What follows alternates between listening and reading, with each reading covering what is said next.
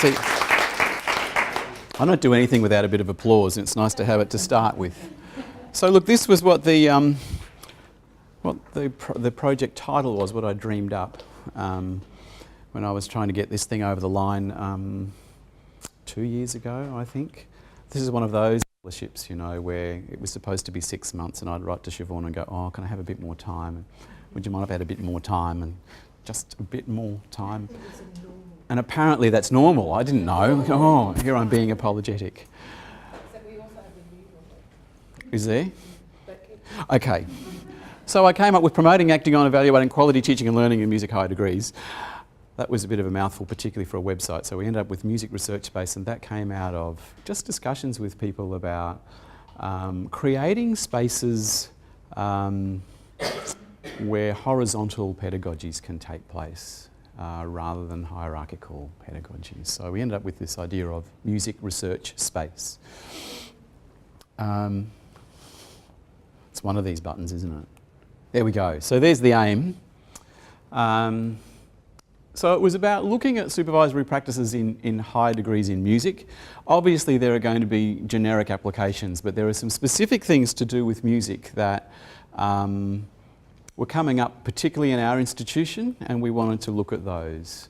And some of the specific aims look at the supervisory interactions between supervisors and students within participating institutions and more widely, and end up being quite wide in the end. More about that later.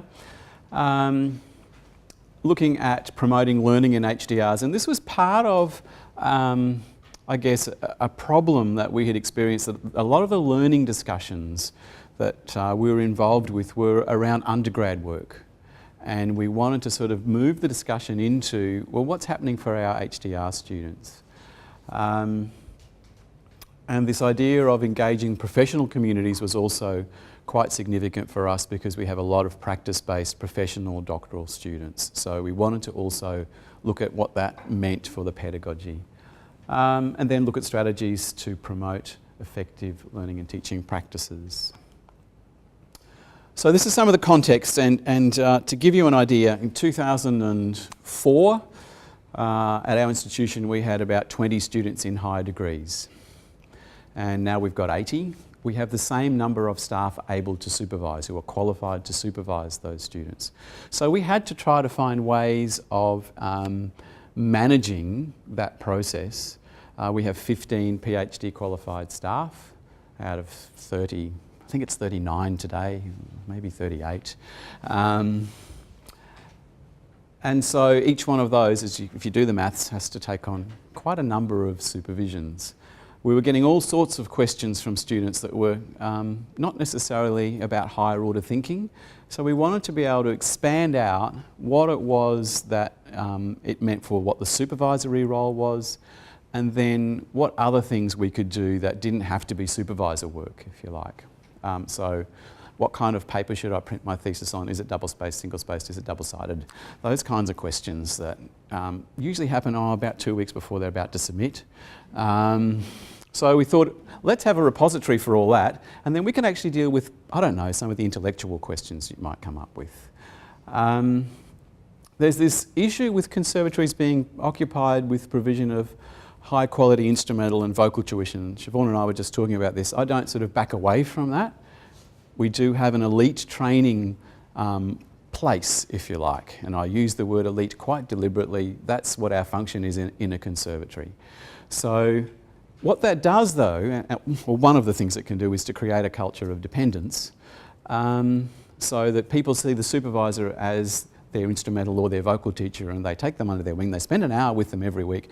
They'll have a text message any hour of the day or night, and we needed to move our students away from that idea to greater independence, shall we say. Because of this focus on learning and teaching, and our teaching loads are skewed towards learning and teaching and to a certain extent away from research within the conservatoire, we also needed to be able to move the thinking of our institution towards a research base. So there's some of the sort of contextual problems, I guess, that we had to work through. So I did a survey. I did some dialogue forums. That was the great Stephen Billett's idea. So I can thank him for enabling that. And that ended up being both a method of data generation and also a pedagogy in the end. So we've ended up instituting these dialogue forums as a way of having very horizontal perspectives on the learning and teaching that takes place. And then case stories developed through open-ended, in-depth interviews. I'm just going to show you a little bit of the data. You might recognise this as a Survey Monkey dump, and I apologise for the size of the font. We get very, very bad internet on the Sunshine Coast late at night. So how often do you discuss your research with other HDR students? With other practitioners? With your supervisors? So it's looking like about 2% most days, and I guess you'd expect that. With other academics who are not your supervisors, 0. And with other people who do not work in this field, probably, you know, pets and partners, I suspect. Interesting that they talk with people who are not in the field more than they talk with other academics who are not their supervisors. But those percentages, by and large, doesn't take a lot to work out, not terribly high.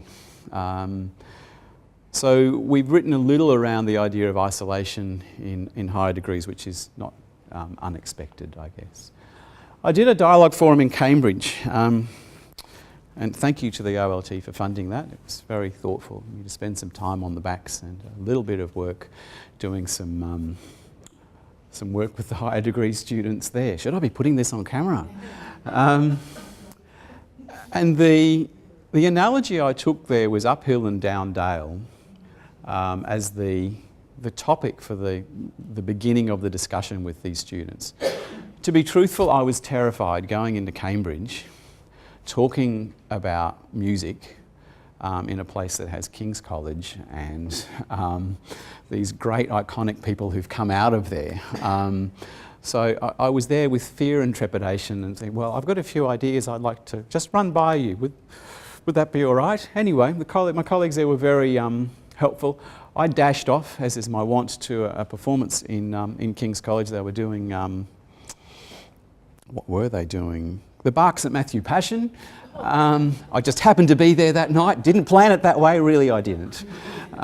With a very well-known international countertenor. So I did my 2 hours with these guys and I said, sorry, got a rush. So they sat around in a restaurant and they used serviettes to create these mental maps of their experiences of their higher degree experience. So, and then they sent them on to me to say, well, look, thanks for the stimulus, but we did the real work after you left. Have a look at what we put in our serviettes. And a few things that have resonated as I've presented this around the country. The river of pleasure in small things, kind of interesting. The delusions of grandeur. I spent too much time online falls. The Shame Lake. So, and as I've reflected on these, almost every HDR says, oh, that's me, oh, I'm right there at the moment. So it's been quite a useful tool and an unexpected one to have these types of images to put in front of students for their identifying of their HDR journey. So, surprise, surprise, supervisory interactions varied widely. Who would have thought? What we have done is to document this quite extensively and to give a range of different supervisory practices. I had this vision that we'd have some archetypes. So we'd have sort of 4 or 5 archetypes, and as we tried to sort of cram the supervisory practices into these models, it just exploded, and we sent a few papers off for review and they said, this really doesn't work, does it? And we said, oh, maybe not. The support networks for exchange of ideas, tools and experience, that actually came from the supervisors. They're the ones who wanted to have the support networks. I'm sure the students did too, but that's what the supervisors were telling us. Shared physical spaces and facilities, we enacted that immediately and we created an HDR lounge within our space, and we're on South Bank, not a whole lot of space. At that time I was deputy director, I think, and I said, oh look, we really need this space and it's got to have a kitchen and it's got to have this and it's got to have that. And our facilities people sort of went, "You've got to be joking." Anyway, we have that space now. It's frequently used for informal interactions for students. It's nice and close to the bar. Building relationship and trust, again, no surprise. Supplementary models, strategies and tools. So one of the things that came out was, can you give us some exemplars, please?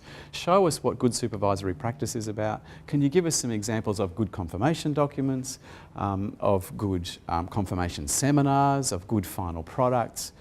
Because these things tend to be sort of squirreled away and not made open. So I did already lurch into implementation, sorry about that. So we now have regular student-led discussion groups and working groups. I think there are 3 that operate now on a weekly basis: a reading group, a writing group, and a sort of publications strategy group, completely student-driven. Now we did have to facilitate them to begin with, but we've been able to, in the 6 months or so that we've been running them, been able to back out altogether. They run them completely themselves. I'm the one who gets the Facebook messages saying, you guys better turn up, supervisors and students, and this means you, Scott, that kind of stuff. We've had an opportunity to interact with the AQF requirements, and we have taken the AQF responsibilities as an opportunity rather than as a compliance exercise. So we've looked at our programs and gone, what a great opportunity this is to reshape and to redirect what we're doing, rather than some sort of punitive thing. And through our Board of Graduate Research, we've developed some principles and practices of HDR learning and teaching. My agenda in doing that was actually so we could evaluate the learning and teaching in HDR, because we have principles for evaluating undergrad learning and teaching, and we've applied those principles, taken some of them, discarded others, and the next step then will be to create this mechanism by which we can evaluate that learning and teaching, partly for academic career development, for people who only do HDR or only do for whom that's a large part of their workload, but also so we can understand what the practices are and what the good practice is. Lots of staff and student development workshops. One of the things I found myself doing for a variety of reasons was gradually withdrawing and allowing others to do this, so that it wasn't sort of centred on me and my fellowship. It was very much around a team approach, and we had a recent PhD graduate who just grabbed this and ran with it. And the HDR convener at our place also played a not insignificant role, but not up front, just pulling the strings behind the scenes to make sure stuff happened in those first couple of months. And now, as I say, it's very much hands-off for the students. And there's also this idea of looking at supervisors reflecting on their practice and coming back to think about, why did that strategy not work? What other ideas might there be that I could share? So look, I did end up travelling quite a lot, somewhat unexpectedly. There are very few conservatoires in this country to start with, and there are very few that have the level of higher degree research that our place has. So between 80 and 85 higher degree students. And I thought, look, I'll go to Royal Northern College, Manchester. I'll go to the Guildhall School of Music and Drama. I'll have a look at the Sibelius Academy in Finland. And I'll have a look at the Royal Conservatoire in The Hague. So that was sort of my target overseas places. So I turned up to the first one. I also went to Royal Scottish Academy of Music and Drama. So I turned up at the first one and I said, look, I'm just here to explore what your higher degree experiences might be. So can we just talk about the cohort? And they said, look, we had 4 this year and we've got 8 next year, so we're here to learn. I went, okay.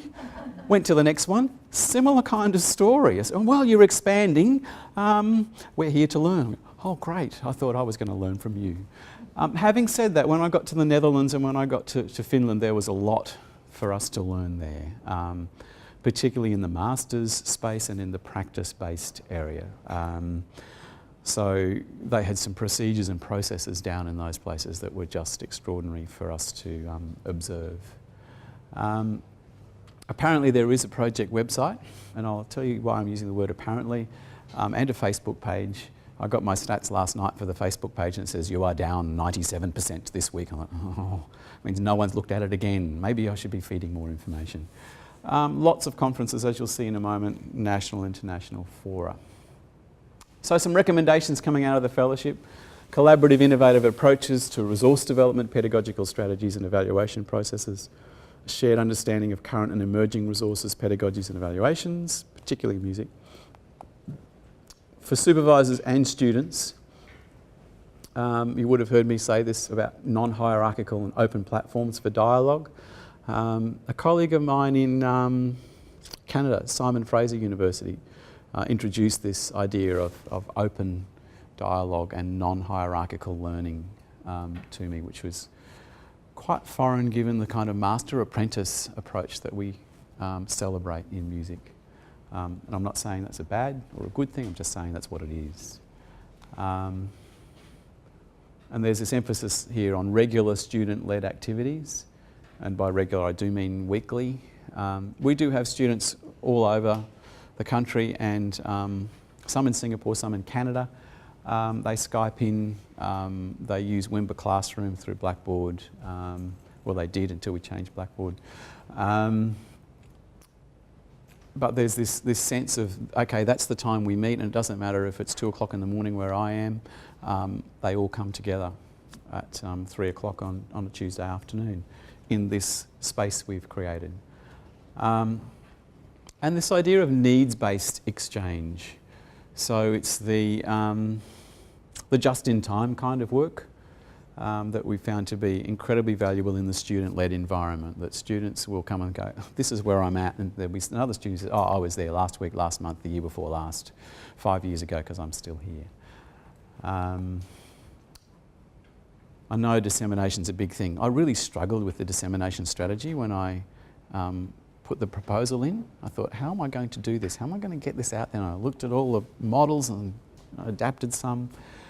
In terms of, you know, pure, straight academic getting stuff out there, I'd put up that I was going to get a book with Springer. Fortunately, that came out a few weeks ago. I was holding off on that final report until it came out. And that's got a sort of breadth of experiences from those institutions that I mentioned, quite a few from our home institution. And the last one is a narrative account called No Two Are the Same. And it really draws on those experiences of it being quite varied. And it's ended up being, when the reviewers got the manuscript, that was the one they said no changes. It was the one that the author was most concerned about because it had this narrative feel to it, and he said, oh, there's no hard data, but there are these rich stories of student experience and his involvement with these students. A few book chapters, perhaps some of them are in that book, and perhaps some in other books. And inevitably, a few journal articles that are under review. In fact, I got the reviews for one of them this morning. In case one of you was looking in this room was reviewing that, thank you for your feedback. I look forward to significantly reshaping that paper. And quite a few conference presentations. I've only put, I think, the international ones there, but there have been quite a few around the country as well. So a few thoughts about the project management side of it, because I think this is one of the generic things. Sorry, I'm just keeping on the ball here. I just broke the fourth wall. Project management was key to the success. So the first thing I did was to appoint a great project manager who subsequently got a job at another university. So about 6 months in, she said, I'm off, I've got a lectureship. I thought, oh, great, I've done too good a job of shaping your academic career. So I thought, my God, what am I going to do? The person I had great web skills. They could feed the website, they could do the lit review, so they could do all that groundwork fabulously well. They were not long out of their own PhD at another university, which was also quite helpful actually to have a sort of external lens.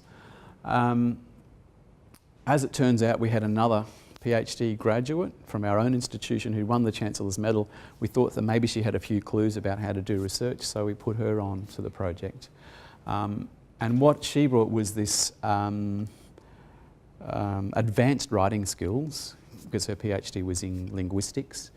And I would just say to her, look, I want to do something for studies in higher ed on archetypes of supervisors. And she'd go, oh, all right. And a week later, the draft would appear. And you go, oh, thank you.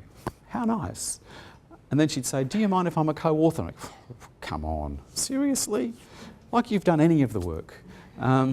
So I did find it was an opportunity to mentor these young PhD graduates. In music, there's not a lot of employment opportunities for PhD graduates. So there may not be in other areas either, but it was an opportunity for us to begin to shape those early career stages for those people. I couldn't have done it without them. So really most of the funds went towards the project management side of things. I wasn't in a position to step down from my substantive position. I was very lucky to have a supportive university environment. So when I had to go on these extended journeys, the university was incredibly supportive. They said, just go, we'll just deal with classes, with your admin, whatever has to be done. So I was really fortunate, I think, from that point of view.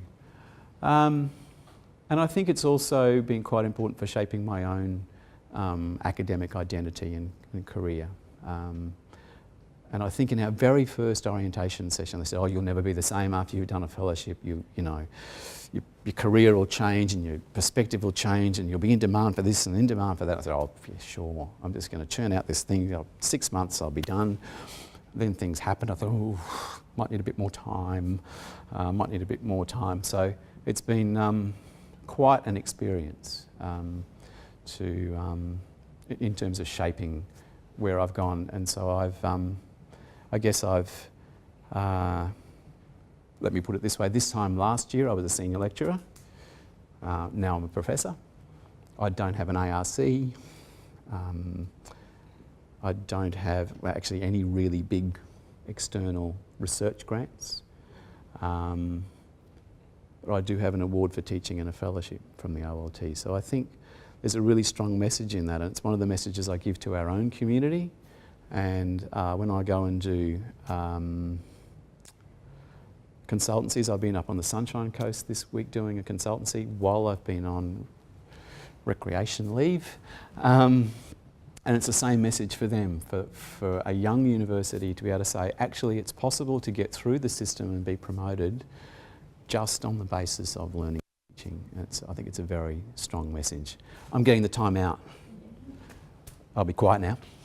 2 minutes. I said 28 minutes, didn't I? There you go. Thanks, Scott. And I'll add that Scott has also recently become the director of the Conservatorium, and that's all happened during the fellowship as well. Yes. So things do change. Yeah. Scott, thank you. That was really fascinating, and I've enjoyed watching your fellowship journey. And I've enjoyed your support. Good. Mutual here. Yeah. We have probably time for 2 questions. So, burning off list. Liz. So I want to ask about the master apprenticeship Yeah. model that you were talking about. When you went from, or doubling your number of HDR students, did that model start to look shaky, and did you actually manage to dislodge it? No two are the same, but I think there's a core of staff now who believe that this is the way to go, and we still have an obligation to have 2 supervisors assigned to a student, but there is a greater understanding of just being able to go and ask someone, to be able to bring in another member of another person's team. So I think probably, certainly more than half of our supervisors have that approach. There are some that will probably never change. And that's not to say the master apprentice equals not so good, because I think there's some fabulous things about the master apprentice approach. So if we get a balance of both, that's kind of good, I reckon. And David?